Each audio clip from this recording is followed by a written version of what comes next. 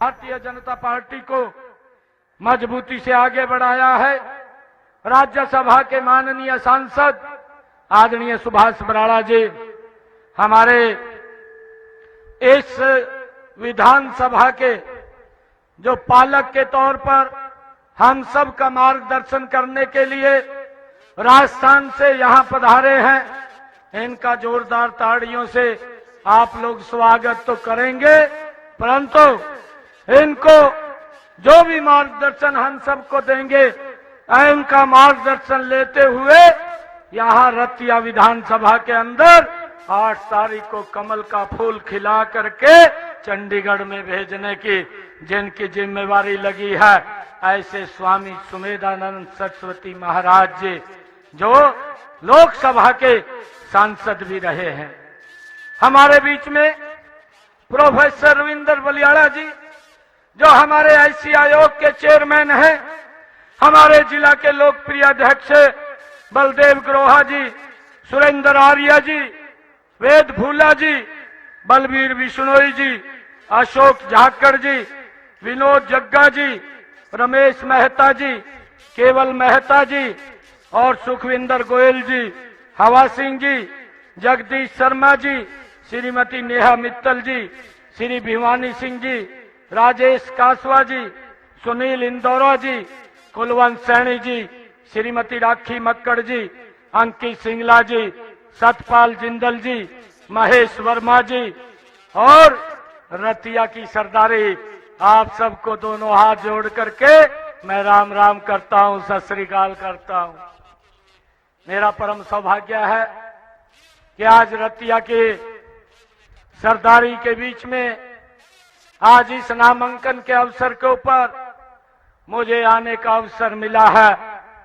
जो जोश, जो उत्साह आज मैं आप लोगों में देख रहा हूं, आज मेरा हौसला और बढ़ गया है कि हरियाणा के अंदर भारतीय जनता पार्टी की सरकार बहुत बड़े मैंडेट के साथ तीसरी बार बनने जा रही है।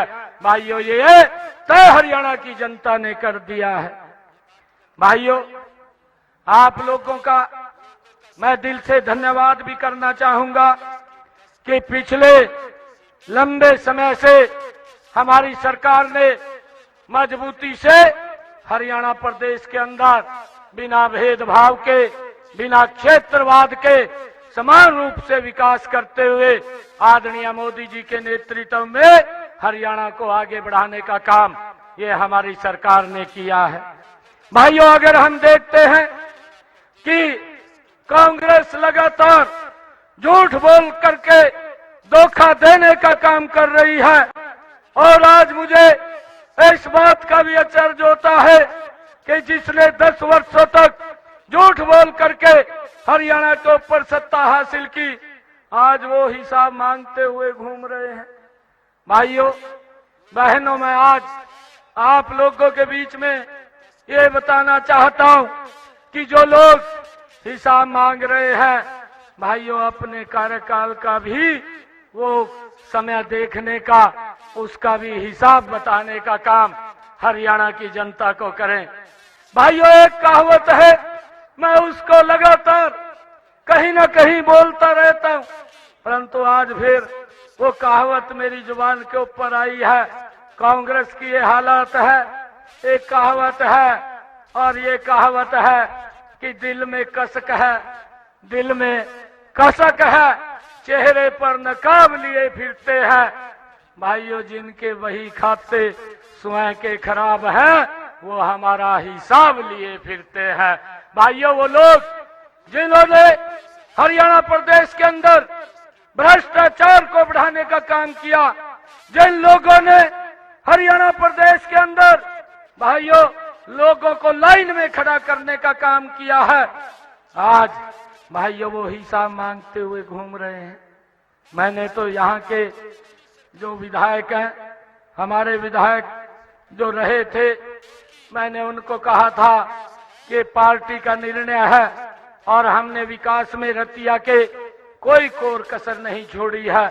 हमने पिछले लगभग 10 वर्षों में हरियाणा प्रदेश का गति से विकास किया है। भाइयों, आज मैं ये बताना चाहता हूं कि वो व्यक्ति, जब हमने कहा कि एक कमल का फूल है और एक व्यक्ति के पास जाएगा, हमारी सुनीता दुग्गल ने भी बड़ी कुर्बानी दी है और आपको कहीं ना कहीं सम्मान दे करके आपके सम्मान को भी हम कम नहीं होने देंगे। परंतु वो व्यक्ति कांग्रेस की भ्रष्टाचार की दलदल के अंदर जा करके बैठ गया है और जहां वो बैठा है उसका निकलना वहां से मुश्किल हो जाएगा।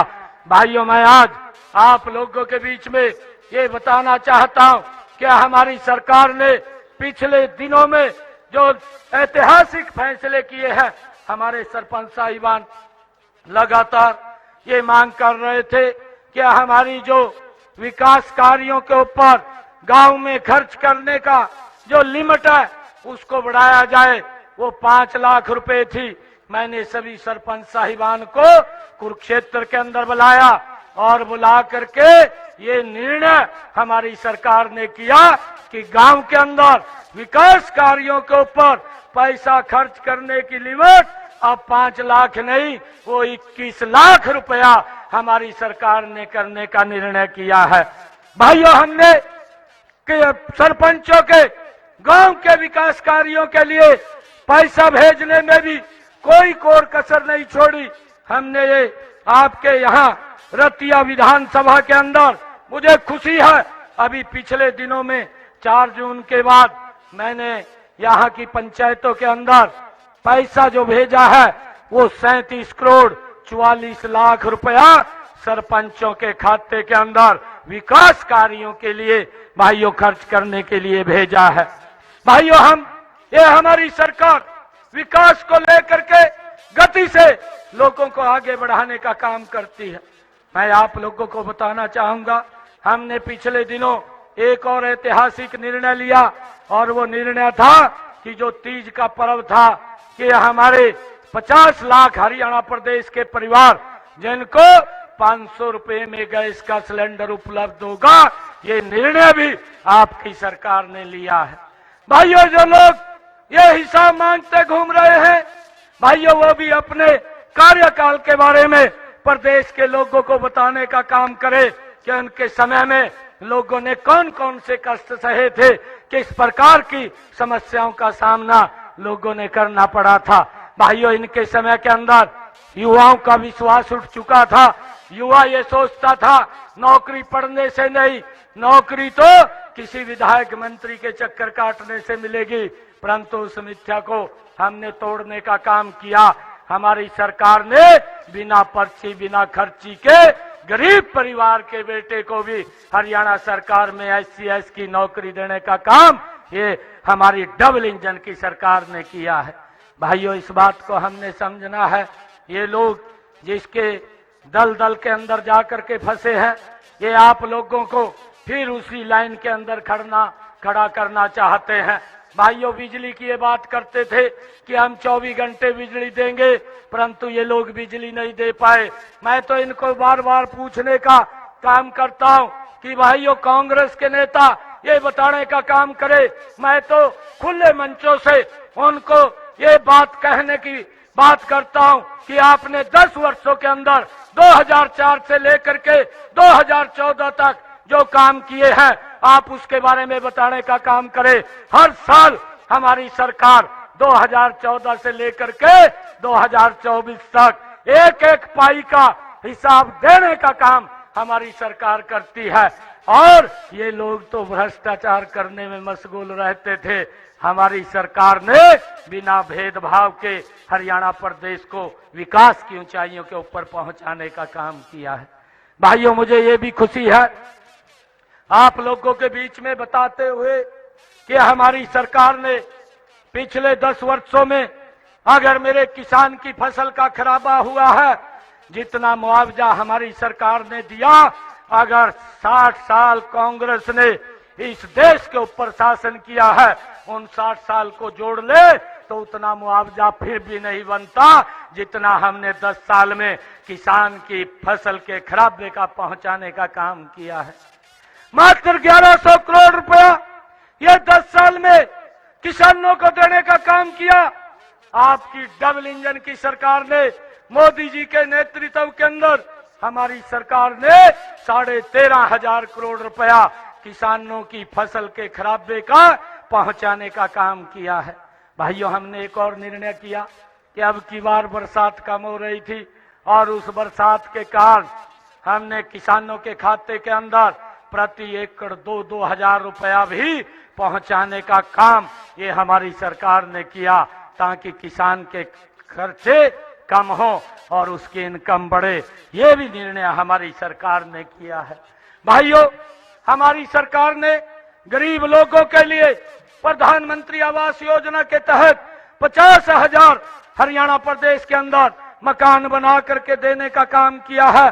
15,000 8 तारीख के बाद देने का काम करेंगे और उसके बाद भाइयों बहनों, जिसने भी अप्लाई किया है उसको मकान बना करके देने का जिम्मा ये आपकी सरकार का है। भूपेंद्र सिंह हुड्डा ने तो 100-100 गज के प्लाट देने की बात कही थी, ना कागज दिए ना कब्जा दिया। ये काम भी आकर के आपके भाई ने भाइयों कागज और कब्जा देने का काम गरीब व्यक्ति को हरियाणा प्रदेश के जितने भी लोग घूम रहे थे ये का देने का 100 गज का प्लाट ये हमारी सरकार ने किया है। और भाइयों, हमने आगे भी ये निर्णय किया है कि जिसके पास 100 गज का प्लाट नहीं है वो अप्लाई करेगा और 8 तारीख के बाद जब रिजल्ट आ जाएगा 100 गज का प्लाट कागज और कब्जा दे करके हमारी सरकार उनको काम करेगी, उनको घूमने नहीं देगी। ये निर्णय भी हमारी सरकार ने लिया है। भाइयों, हमने ये भी निर्णय किया है अभी पिछले दिनों कि जो हमारे जिनकी इनकम 1,80,000 रुपए से कम है ऐसे परिवारों की छत के ऊपर हमने 2 किलोवाट का सोलर पैनल लगातार लग रहा है, उसकी भी योजना का हमने शुभारंभ किया है। भाइयों, ऐसे घरों के ऊपर 2 किलोवाट का सोलर पैनल लगाने के लिए 1,10,000 रुपए का खर्चा आता था। आदरणीय प्रधानमंत्री जी ने ये बात कही 60,000 रुपया केंद्र सरकार आदरणीय मोदी जी देंगे और 50,000 रुपया आपका भाई बेटा दे करके गरीब व्यक्ति की छत के ऊपर 2 किलोवाट का सोलर पैनल लगाने का काम ये हमारी सरकार करेगी, ताकि उसका बिजली का बिल 0 आए, कोई बिल ना आए। ये निर्णय भी हमारी सरकार ने किया है। भाइयों, ये योजना आदरणीय प्रधानमंत्री जी ने प्रधानमंत्री सूर्य हर घर बिजली मुफ्त योजना बना करके लोगों को लाभ देने का काम हमारी सरकार ने किया है। भाइयों, मैं आज आप लोगों के बीच में ये बात कहने के लिए आया हूं। आज हरियाणा प्रदेश के लोगों का एक बड़ा मूड बना है कि भारतीय जनता पार्टी की सरकार नरेंद्र मोदी जी के नेतृत्व में हरियाणा में तीसरी बार बनेगी। और भाइयों, मैं आप लोगों से आज ये आशीर्वाद, ये संकल्प लेने के लिए अपनी पार्टी और सुनीता दुग्गल जी के लिए आया हूं कि रतिया से कमल का फूल खिलेगा। भाइयों, कोई दिक्कत समस्या विकास के कामों में नहीं आने दी जाएगी। भाइयों, प्राथमिकता के आधार के ऊपर हर काम को पूरा करने का जिम्मा ये हमारा है और हमने 24 घंटे आपकी बात को सुनने के लिए सीएम हाउस के दरवाजे खोल रखे हैं। किसी को कोई दिक्कत समस्या हो तो आप आकर के सीधे मिल करके बात कर सकते हैं। भाइयों, ये निर्णय ये हमारी सरकार ने लिया है। भाइयों, मैं आप लोगों से कहना चाहूंगा कि हम यहां से संकल्प लेकर के जाएंगे और एक एक घर के अंदर जाना है। एक एक घर के अंदर जा करके एक एक व्यक्ति को बताना है जो काम हमारी सरकार ने किए हैं, चाहे वो किसान प्रधानमंत्री किसान सम्मान निधि है, चाहे आयुष्मान कार्ड चिरायु कार्ड है। भाइयों, लोगों को लाभ देने का काम ये हमारी सरकार ने किया है। और भाइयों, चाहे हमने पिछले दिनों ये बड़ा निर्णय लिया है कि हरियाणा प्रदेश के किसानों की जो फसल है उसको 100% एमएसपी पर खरीदने का निर्णय भी ये हमारी सरकार ने लिया है। भाइयों, ये लोग तो बातें करते रहते हैं। मैंने हुड्डा साहब से ये हिसाब मांगो यात्रा लेकर के निकला। मैंने इनको पूछ लिया कि आप बताइए, मेरे 5 क्वेश्चनों का उत्तर दो। मैंने तो कई क्वेश्चन पूछे थे परंतु आज तक एक भी क्वेश्चन का उत्तर नहीं दिया। मैंने पूछा, आपकी सरकार में 2014 से पहले पर्ची और खर्ची पर युवाओं को रोजगार मिलता था, इसके बारे में बताने का काम करे। मैंने ये भी पूछा था कि आपकी सरकार में भोले भाले किसानों की जमीन के ऊपर दफा 4 और 6 लगा करके दिल्ली में बैठे हुए दामाद को खुश करने का काम आप करते थे, उसके बारे में हरियाणा का किसान पूछना चाहता है। मैंने ये भी पूछा था कि आपकी सरकार में गरीबों की घरों को जला दिया गया था, उसके बारे में भी बताने का काम करे। तो हिसाब मांगते हुए घूम रहे हैं, अपने कार्यकाल के भी बारे में बताने का काम करें।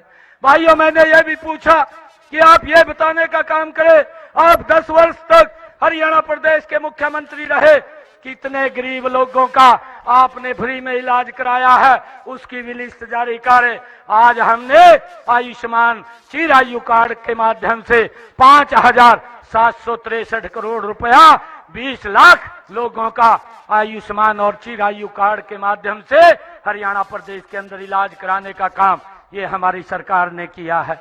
परंतु इनके पास तो कुछ भी नहीं है।